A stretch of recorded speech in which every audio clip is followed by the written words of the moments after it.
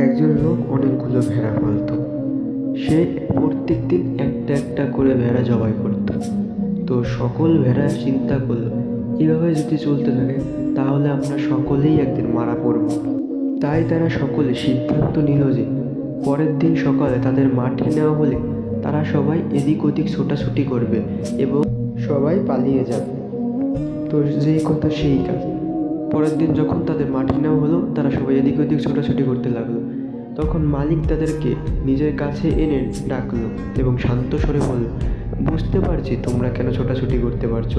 আসলে আমি তোমাদেরকে বলছি, যেই সব ভেড়া আমি প্রতিদিন জবাই করি তারা হলো তোমাদের বিরুদ্ধে ষড়যন্ত্র করে কীভাবে তোমাদের ক্ষতি করা যায়, তাই আমি তাদেরকে হত্যা করে ফেলি।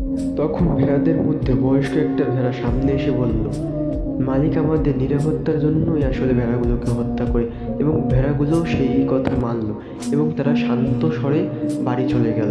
পরের দিন আরেকটি ভেড়াকে মালিক হত্যা করলো এবং সকল ভেড়া না বুঝে তারা চিল্লাতে লাগলো এবং বলল যে ভালোই হয়েছে সে মারা গেছে, সে আমাদের বিরুদ্ধে চক্রান্ত করেছিল বলেই মালিক তাকে মারা হচ্ছে।